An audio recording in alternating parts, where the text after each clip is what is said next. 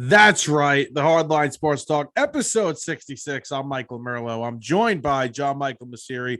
We are back, and there's tons to get to. JM, we'll start off with you. How are you doing?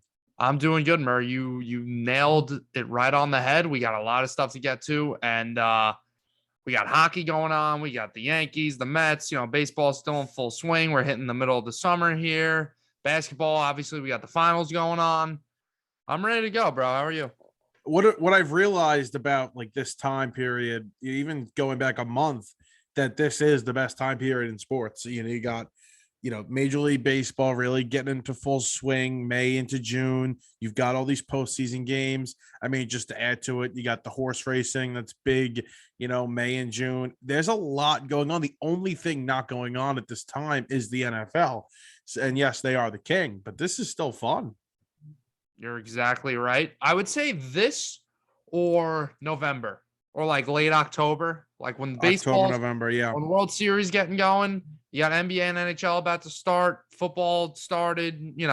That's like all four sports are going on. But I'd say the storyline wise and intensity, you're probably right. This is probably the best time of the year. Those are easily the two best times of the year, though, and it's very exciting. And we have a lot to get to. We are going to start off in the NHL very quickly, though, because the New York Rangers, my beloved New York Rangers, I just bought this hat 2 nights ago. They look like they are about to blow this 2-0 lead as they lose game 5 at home, 3-1 to the Lightning. And, listen, the Rangers are a very young team. They weren't, expected to be here. And I'm sure that's what we're going to hear from a lot of people, fans, people in the media, people in the organization. But you had a 2-0 lead on the defending champs, and you have home ice advantage. And I'm not saying the series is over, going down 3-2, headed back to Tampa. I'm not saying it's over, but it's over. Anything can happen, but it seems like this series is now over. Right. I mean, I think, the Rangers had a chance to seize this series in that game 3 when they had that 3-goal, 2-goal lead, whatever it was. Up 2-0. Up 2-0. And, they let that slip away. And now they lose 3 in a row. And all of a sudden the momentum has completely changed. And they're, in do or die now, right? They can't afford to lose another game or their season's over. I understand how people could say it's obviously been a very successful season for the Rangers, and they have an extremely bright future ahead of them, right? They're one of the youngest playoff teams that we've seen in a while, advancing this deep into the playoffs. But with all that being said, let's not act like this team was a wild card and just got in, was the last seed in the playoffs and went on this miracle run. Like, this team was expected to win some games and make a deep postseason run. I mean, they were the number 1 team in the Eastern Conference up until, a couple weeks before the season ended. They kind of slipped in seeding as it went on. And, like you just said, I know Tampa has been the best team in hockey over the past couple of years, but you're the higher seed. You have the home ice advantage. You weren't supposed to, lay down the way you have in these last 3 games against Tampa. You were 3-0 against them in the regular season. It will be a disappointment if they lose this series. If you're a Rangers fan, you're not going to hang your head looking back at the season because it obviously they exceeded expectations, and they're a great team and have a great future ahead of them, like I said. But, it's a slight disappointment to lose this series because I think the Rangers have had a legit shot to win. They still do, but those chances are definitely lower than what they should have been. They're fantastic in elimination games when their backs have been against the wall. They have responded. So this team has shown throughout these playoffs they've responded to adversity very well, and they something I've noticed, if whatever happens the day before, they kind of put it past them the next day. Where, okay, we won game 3, whatever. I'm just using an example. Okay, well, game 4 is game 4. And when that next day comes, that's it. So I think that they've been good about just forgetting about the past and moving on. But this is going to be tough. And you're right. They did have a 2-0 lead in game 3. They blew that. They would have went up 3-0. And, this was said to me a couple of days ago. You could kind of tell in game 2 when the Rangers went up a couple of goals and they won the game 3-2 at home. But you could kind of tell the Rangers were up 3-2 late in that game, but the Lightning had started to come back a little bit, and you could tell that the rust had kind of been worn off from that Tampa. game goes another period, there might be a different story. Right. The series could be over right now. The rust came off of Tampa Bay after that 9-day, they had 9 days off before the Rangers, before the series started. See, that's a good point you bring up, because I was going to say, maybe we're seeing the Rangers are feeling a little fatigue right now, and the Lightning shook the rust off, and now, they're just a more healthy and energized team out there, because the Rangers have never been really known for their offense. They're a very good defensive team, and obviously they have one of the best goalies, if not the best in hockey. It's probably a matchup of the two best goalies in hockey in this series, but they've never been known to be a fantastic offensive team. And, they come out game one, score 6 goals. The offense looks fantastic, but you look at the last 2 games. This team's got 2 goals in the last 2 games. One of them was a late goal by Panarin. The offense just it looks stagnant. It does not look as electric as it did in the first game and even the second game of the series. No, they rely on power plays way too much. They have all season long, and even in this postseason, there have been a lot more penalties called than usual in past postseason games, and they've relied on the power play. And when they're not getting those calls and have a man up, they haven't been able to score efficiently. So the power play alone was the reason why they beat Carolina. Honestly, yes, Carolina was terrible on the power play, and the Rangers capitalized. But we'll see. Anything can happen. It's the postseason. It's very random, and again, the Rangers have been fantastic with their backs against the wall in elimination games. Do or die. Let's see what happens. That will be what, Saturday? Yes. Did you see if the series goes to 7 games, we have a little scheduling problem? Oh, Jay Beebs is at the Garden that day. I know. Now, nobody's really brought this up, but I'm almost positive that the NHL would probably have that game at 3:00. They love their afternoon Sunday starts. Right. And JB would be at 8. But listen, they got to get out of the way for JB. 100%. You got to filter out all the Rangers fans and start bringing in all the JB's fanatics, super fans. So it's crazy. If I'm a Ranger fan, I'm hiding in the bathroom, and I'm seeing. Oh, you want to go see JB? I'm seeing Justin Bieber at 8:00. I'd like to go see Justin Bieber. Maybe I'll look into some tickets Sunday night. Madness. You can't do that. No, they're not. I don't know. I don't know what they're going to do. Listen, they might not have an issue. I think if it comes down with push comes to shove, I think Justin Bieber is the one who's getting rescheduled and not. Oh, of course, it's their stadium, and not Game 7 of the NHL playoffs.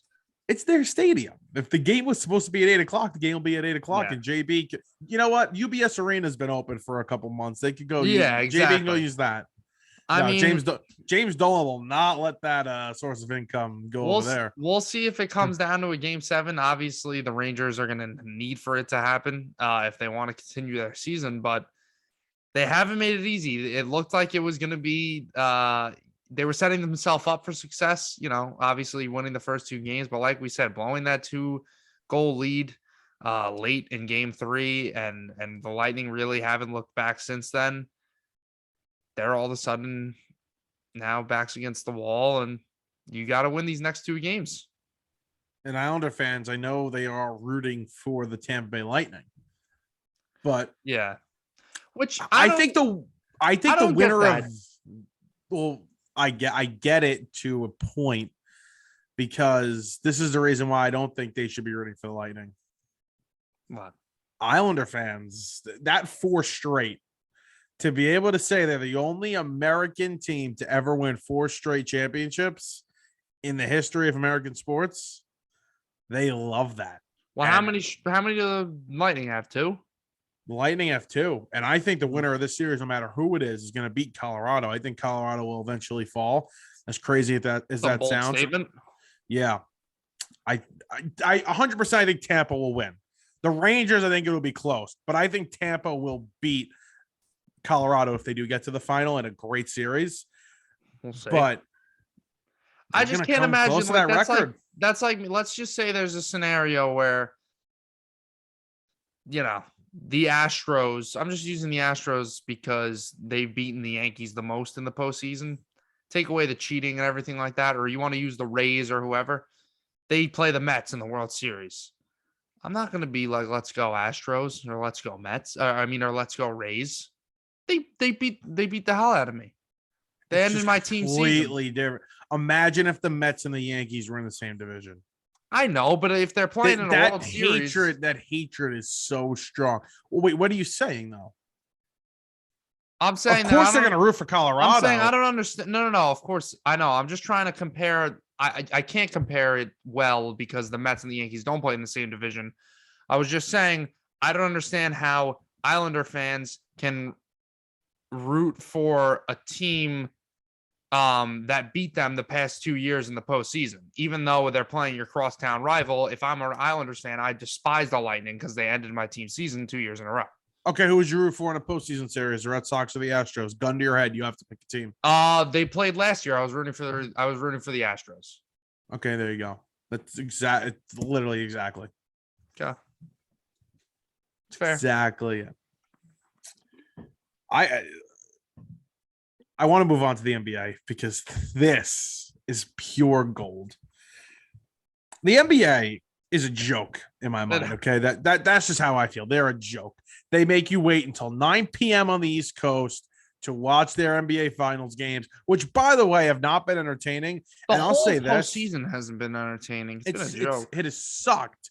And this series is going to be like what the last series was with the Heat and the Celtics. It's going to be blowout until Game 7, and then we'll get an all-time classic Game 7, and the NBA will, go crazy over that. But this series has been terrible so far. It takes too long.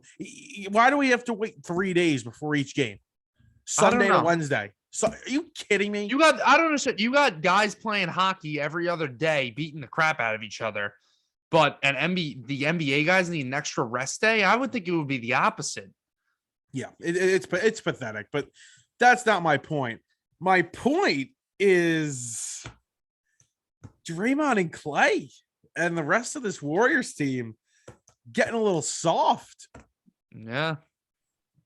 First of all, Draymond's a clown. He's and I'm not even talking about being soft on the court. I'm talking about being soft off the court. Oh, what do you mean by that? Yeah. Oh. We're not talking about the bedroom, right? No. Did you see Clay's comments after the game about I did see Clay's comments after the game. The Boston fans? Yeah. I mean, listen, Boston fans don't have the greatest reputation in the world, but I know exactly what you're saying. We gotta harden up a little here. Pause. But toughen up here. Because somebody made a great comparison. Remember that video of LeBron like walking in the locker room and the girl was like, LeBron, how does it feel to be explicit? Bleep. Yeah. Bleep ass bleep. Yeah, exactly.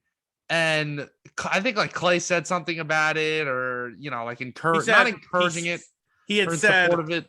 He had said, I guess some guys just get their feelings hurt.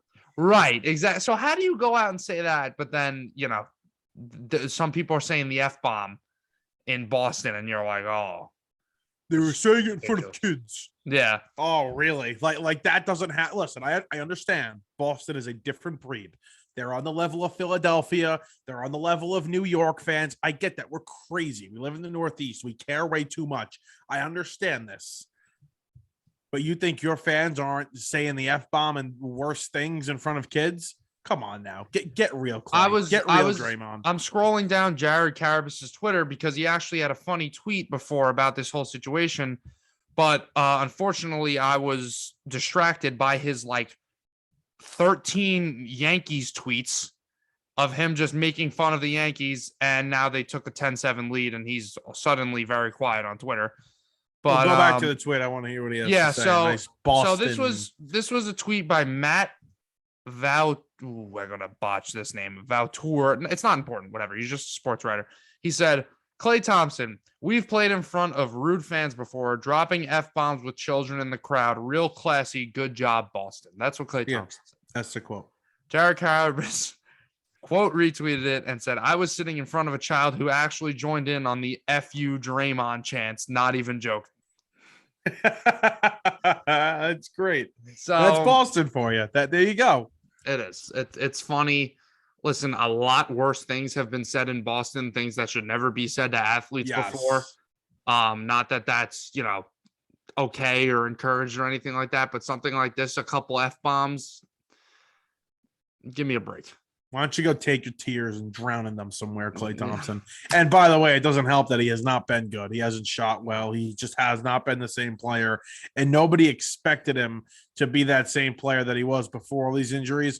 But it's almost like he's grooming without actually grooming Jordan Poole to be his replacement next season. Right. Because I think that's coming. I think it is too. It's a good point. And again, I just this series, you could already see how it's going to go. Golden State's going to win game 4. Boston will steal game 5 over there. They'll come back. They'll win game 6, and then it'll be a game 7. And who the hell knows what happens? Here's the deal with this series. And I don't know. I might catch a lot of heat for this right here. I'm going to make a point, then let me explain. I think that this series is lacking star power. And, you might be like, what the hell are you talking about? Steph Curry is like quite possibly the face of basketball. Jason Tatum's doing great. Steph Curry, to me, is the only guy here that is consistently coming out and balling out every night. Jason Tatum's had his really bad games, and I know guys have bad games and stuff like that, but what we're used to seeing in the NBA Finals the past couple of years, we're seeing LeBron every year. Every night he's going out, putting up 40, getting triple doubles, this and that. Giannis is coming out, just absolutely dominating and taking over the game. It's a different type of finals. It's a lot of team-oriented play where they're not relying on one single superstar, especially the Celtics, right? You just saw yesterday in the game 3 win that Marcus Smart, Jaylen Brown, and Jason Tatum all combined, all scored 24 or more points, whatever it was. I guess, obviously, when you look, there's a lot of recognizable names. There's stars in the league, but it's not the typical finals that we're used to where the superstars are going at it, exchanging 40-point games, and that's the way it is. And that's been what the NBA has liked over the past couple of years in its marketing and attracting fans and getting the ratings for the finals and everything like that, and all the hype around that. I think that's lacking in this year's finals. That's just my opinion. I'll say this. I think Tatum has become a superstar at this point. He's 24 years old. He averaged 27 points this year. I'm on the Jason Tatum train. Now, I agree. He's been inconsistent, not only just this series, but this postseason, and really so have the Boston Celtics. They've been fantastic, but they have been inconsistent. And when you look at this Boston Celtics team, I would actually agree with you. There aren't these household names. There, these guys that everybody knows. I mean, Jaylen Brown is a fantastic player. Me and Jaylen Brown's a fantastic player, but does the rest of the country know that Jaylen Brown's a fantastic player? Do you turn the TV on and do you say, wow, this guy is special when you watch him? No, you say that about Tatum. You say that about Curry. There were times you said that about Thompson. I can get that. There hasn't been a single 30-point game from a Celtics player this series. But I'll say this, where I'll disagree with you. It would have worked if the games were better, if the games are closer, like we thought they should be, because of how evenly matched we thought these teams were. Because coming into the series, I thought they were very evenly matched. To feed off of that point, I'm saying because of that, because the games haven't been so good, at least you could resort back to the fact of, oh, look what Tatum, just for example, what Tatum did in game 1 or in game 3 or whatever, put up 40, 45, 50 points, whatever. We see these crazy performances in the finals over its history, and there really hasn't been that. So I guess maybe I could have worded it differently, saying there wasn't a lot of star power, but that's why I said, bear with me, let me explain it, because there hasn't been a lot of dominant performances to this finals yet. There hasn't. You're not saying like, oh my God, this guy is so much better than everybody else. Yeah. I think there's just, well, no. I mean, I think Steph Curry is pretty clearly the best player on the court. I mean, Jason Tatum's had a fantastic year, but I think Steph Curry is still clearly the best player. But I think this has just been a microcosm of the entire NBA playoffs. It's been the same thing. Not a lot of great games, inconsistent shooting and everything like that. And, people want good basketball games. People want close games down to the wire, buzzer beaters, memorable moments. And not everybody's going to remember, oh, yeah, remember 2022, the Celtics won that game by 18 points. Nobody's going to remember that. No, not many people are going to remember this postseason. Maybe because it was so bad. That might be the reason why they remember this postseason. You see, before the game, before game 3, they had an issue with the rims. I did see that 2 inches higher. 2 inches higher. Now, this wasn't during the game, correctly? I read it was before the game during warmups. Yes. Very, very strange taking 2 inches off. Usually you want to put 2 inches on. Oh. No, they did put 2 inches on. I thought they took 2 inches off. I thought it was 10 feet and 2 inches. Well, yeah, it was. But the Celtics, this is conspiracy. I think the Celtics put the 2 inches on. What do you mean? Like I think they added, they put 2 inches up on purpose. But I get what you're saying. You usually want the more 2 inches, but not in basketball here. You don't want the 2 inches here. And 2 inches could be a big deal. I mean, huge. It's a very, very big deal. It depends how you look at it, too. Yeah, no, 100%. I mean, listen, you can throw you off your game as you're shooting. Mm-hmm. If 2 inches... we're talking about basketball, right? Yeah, exactly. Yeah.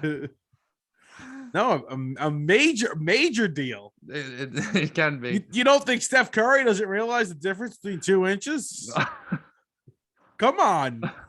He sees that clearly. All right. What? I'm being serious. When he shoots that ball, he'll realize, this is off. Exactly. I was coaching a baseball game the other day, and the kid's pitching. Right, it's a playoff game, so there's a mound. There's like they had to put a mound on the field because it was flat turf. Right. So the mound's not stable. So the kid's pitching. He gives up 4 runs in the inning, and then the next kid comes to pitch, and the mound is off, like by a lot. Yeah. So he gets it fixed. So I go to him and I go, "Did you realize the mound was off?" He goes, "Yeah." I go, "Why didn't you say anything?" Yeah. He gave up 4 runs. He's like, I don't want to bother. I'd rather get shelled than just deal with it. Like, the inches make up a lot. See, even if it's only 2 or 4, that's a ton.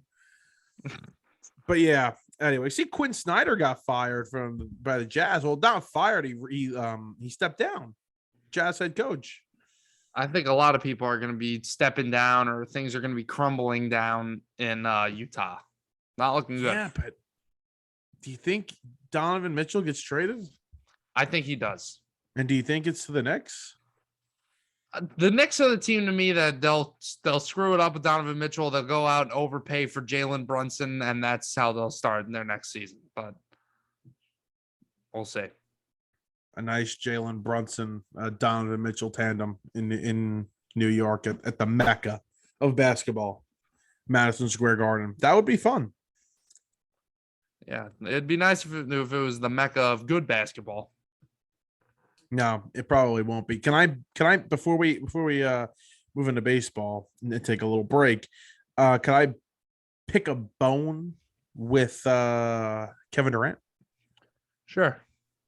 So Kevin Durant the other day was he was going at Stephen A. Smith and a couple other guys on First Take, and he called. You saw this? I think so. And he called Christopher Mad Dog Russo he's like, "Who's that old baseball guy or whatever?" So somebody from the fan says that old baseball guy is one of the greatest sports talk radio hosts of all time. And Kevin Durant responded to that guy and said, "Sports talk radio makes me nauseous." Got a little problem with Kevin Durant, considering the fact that he's never lived a normal life in his entire life. He's never been a normal guy. He's always been, "Oh, look at me. I'm so great at basketball. Pay me all this money." People always all on top of him, wanting to watch him play. And then now, of course, making over $50 million a year, most likely. Right. Some of these guys just don't understand it. It's, they don't like the media. They don't like sports talk radio. They don't like the fans. They don't like this and that. They don't like anything else except maybe their teammates and themselves. Well, guess what? If it wasn't for all those outside people, you wouldn't be making millions of dollars off of what you're doing for a living. You play basketball for a living. You're very blessed. You get to be a celebrity with all these major perks. You can deal with some of the downsides of it. Sports talk radio is it's a great thing. I mean, we're freaking doing it right now, basically. You keep it's what keeps people engaged. You want to. What happens after the Yankees play a fantastic game, they sweep a series or whatever? I'm sure you can relate to this about the Mets. You want to go and listen to the radio, see, are they talking about the Mets? What are they saying about the Mets? They got any podcasts up? Is this podcast talking about them, talking about how the series went? How are the Mets going to play as it goes into the season? It's what people like to do. So for him not to have any idea who the guy is and just take a poop on his profession, and he's just a weird guy. He really is. Yeah, he's a very weird guy. He's completely out of touch with reality. So are many celebrities and other people that, politicians, celebrities, athletes, they're all out of touch with the real world. It seems like KD's always getting pie on his face when he's talking about anything publicly. He's been caught with how many burner accounts? I don't want to know how many he's got. Yeah. Yeah. So he's also softer than everybody else, but this is the way it goes. And his teammates are psychopaths. So that's that. All right. We're going to take a quick break and we're going to come back and we're going to get into Major League Baseball because there is a lot to digest there. But we'll be back in a few.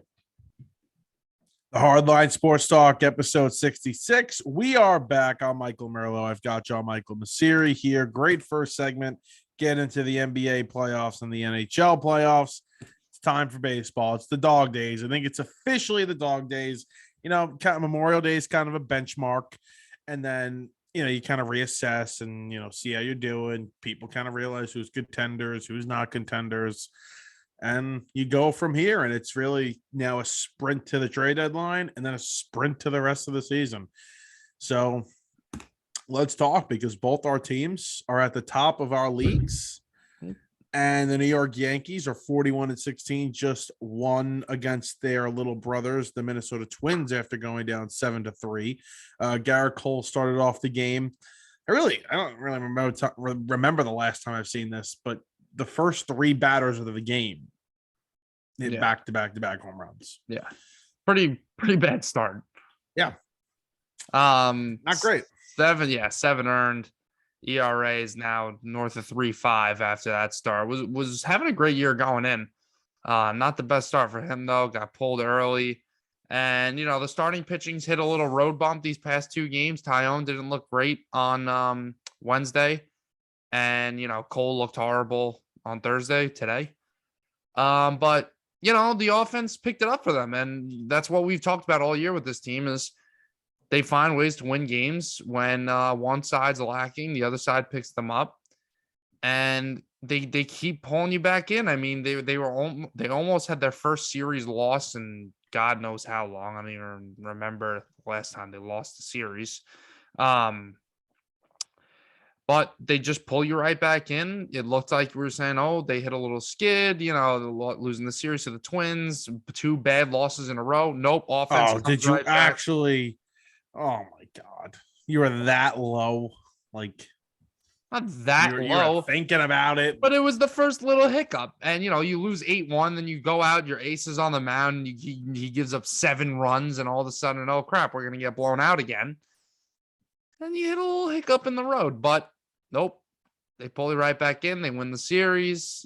Feeling good, feeling confident. Aaron Judge missed a home run by about 2 inches. Do you think juice balls are back after just looking at that game, or was that just the slugfest? No, I mean, I didn't. I heard. I was listening to John Sterling, but like the 3 home runs that I heard back to back, from what I heard, those balls were crushed. Yeah. So, oh yeah. No, Buxton's especially. So. Yeah, I don't think so. But yeah, I mean, you're allowed to lose a couple games in a row. I mean, that's the argument I'm having with Met fans right now. Like, I'm just saying, we keep talking about one of the Yankees going to hit that, stretch of games where they don't dominate every night.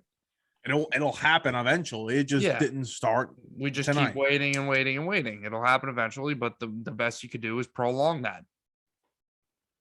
Yes, agreed.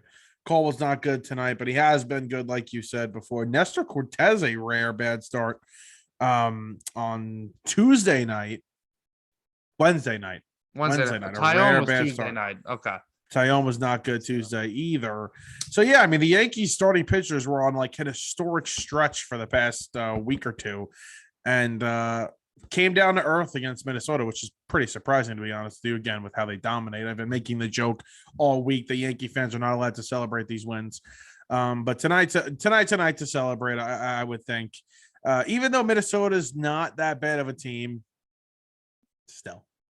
They hand you guys six wins. Seeing this stuff with the Yankees and all their easy schedule and blah, blah, blah. They have played every single team in the American League besides the Astros, who are the second best team. They still have to play them, yes. The Astros, the A's, and the Mariners. That's it. A's and the Mariners are nothing to look twice at. So let's not act like the Yankees have played like all these horrible teams. They haven't seen one good team yet. They're right. They're 6-3 against the Blue Jays. They split a series against the Rays on the road where half their AAA team was in the lineup. And they took care of the Red Sox, the White Sox, American League. Twins. The American League is weak this year. It is. Oh yeah. I think it's very weak actually this season. The team that I think would even have a chance at stopping them is the Astros. You haven't seen them yet, but yeah, and I hate that argument and it's funny to make the argument, but the argument sucks because you have to play the teams on your schedule. And if the American League is bad, okay. What else do you want them to do? You're going to walk through the American League. If this is what you're doing to the American League, then you're going to walk through it.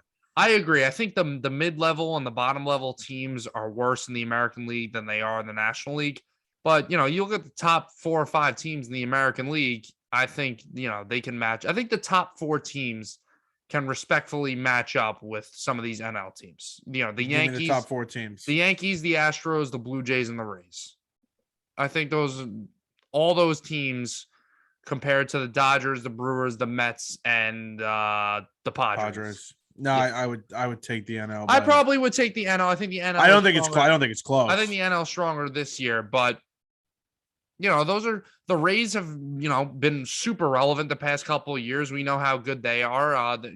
They're playing very good baseball as of late. They haven't gained anything because again the Yankees are refusing to lose, but the Astros have gone to the World Series a couple times in the past 5 years. Won a World Series, we know about that. But these are not some weak, pretending teams. These are some strong ball clubs. Toronto has turned it on big time at World Series prediction, looking good, a little bit better. I'm kind of happy about that. But yeah, just beat the teams on your schedule. I mean, how can you even use that? It's crazy how much numbers are down. You just brought up the Blue Jays. Remind me of the year Vladdy's having. Even Bo Bichette is not doing well. Bichette has really turned it on. He's been playing better as of late, but when you look at his overall numbers, they're still not anything close to what you thought he would have. I did a All-Star game ballot yesterday.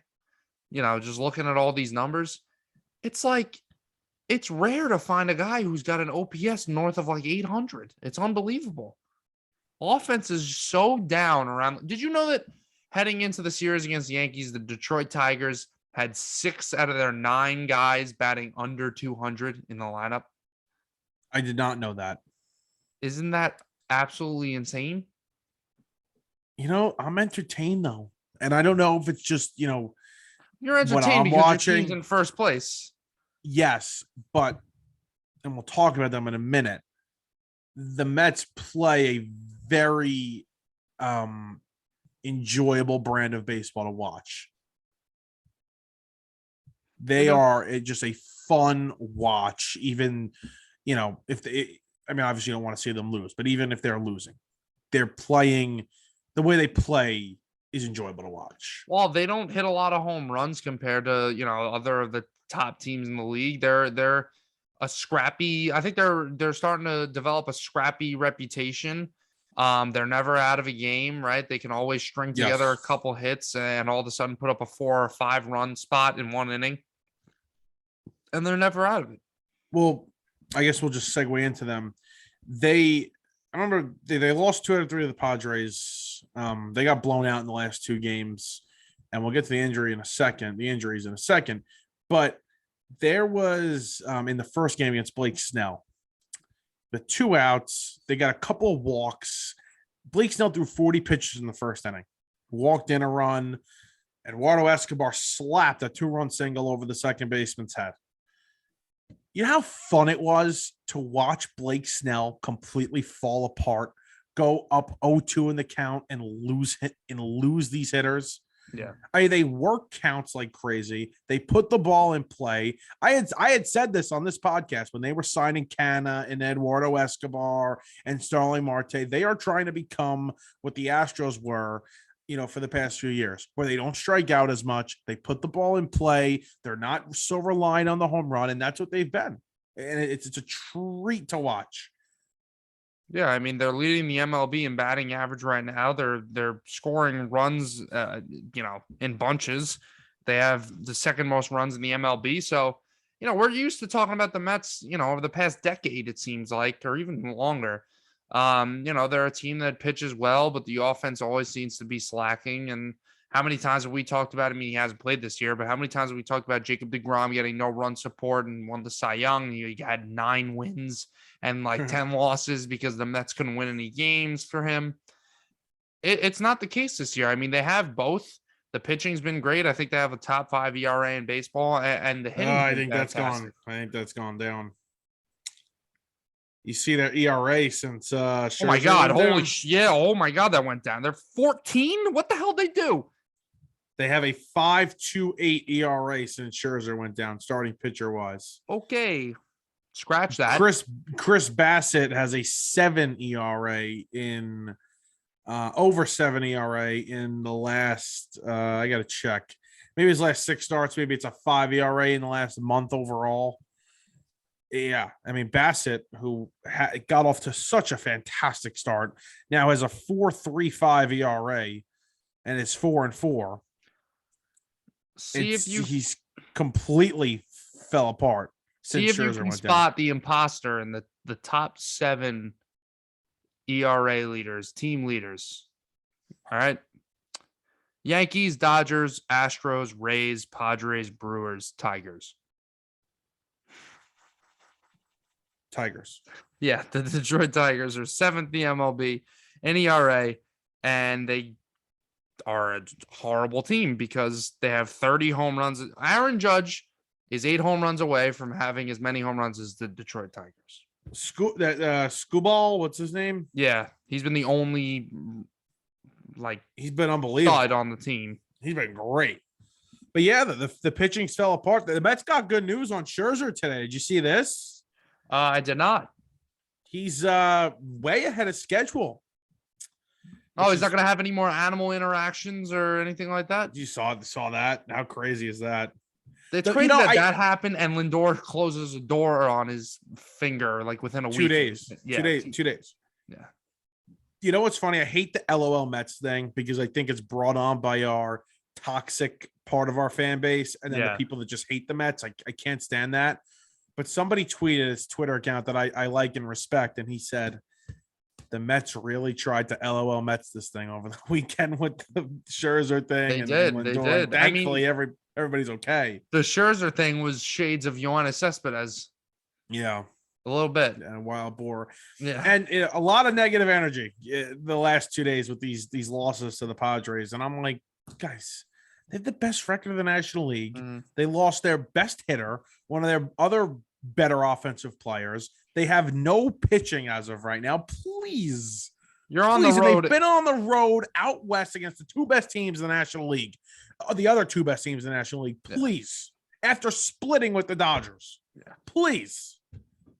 How do you think Dodgers fans feel after they got swept by the Pittsburgh Pirates? Exactly. I mean, come on. Put it in They're gonna perspective. lose a Calm couple. down. They're gonna lose a couple of games. Mm-hmm. I woke up to 2 text messages today saying, "Oh, this is the old Mets." Are you kidding me?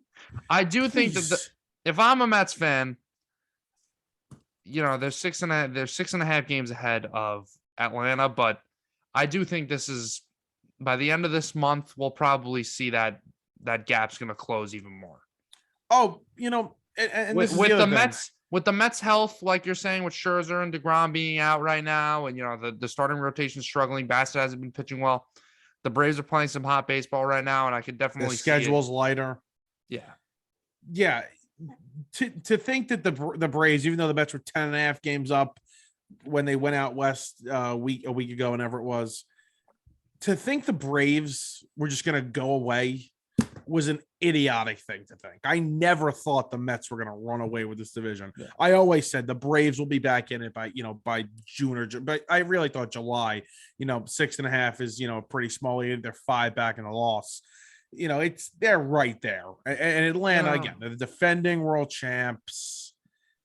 They the Phillies, will be back in this thing. The Phillies are just pathetic. They're on a 7-game winning streak and they're still a game under 500. Really?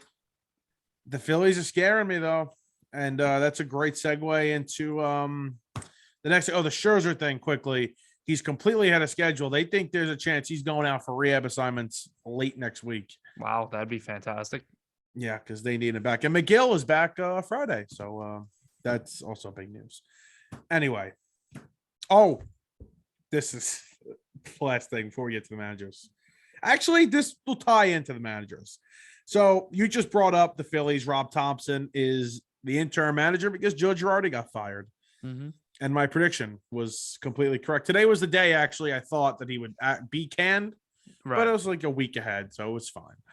But yeah, they've won now, 7 straight, the Phillies, after? They have won 7 straight, yep. And Rob Thompson's 6-0. He's a Yankee boy. He's big time. For a long time, he was their bench coach. Yeah. With Girardi. Good for him. I've heard nothing but great things about him, and the players, I guess, really like playing for him because they swept the Angels over the weekend, and then they swept the Brewers. Went into Milwaukee and swept the Brewers. Listen, it's going to be tough as a DH to pull it off, but Bryce Harper is making a strong case to win another MVP. Yeah. He's just incredible. Just hits the freaking cover off the ball. Yeah, and he's really just it's hard to have lived up to the expectations that were set upon him when he came into this league. But he may be breaking those expectations somehow. Right, exactly. The expectations were put on him coming up, and then you sign this big contract with the Phillies. There's more expectations, and it just seems like he keeps on delivering. And he may be AAV wise, he may be underpaid at this point. Yeah. I know it, obviously he went for, he got 13 years, but let's just do quick math here. I wouldn't, if I'm you, I would not worry about the Phillies one bit. They just don't have the qualities of a successful baseball team.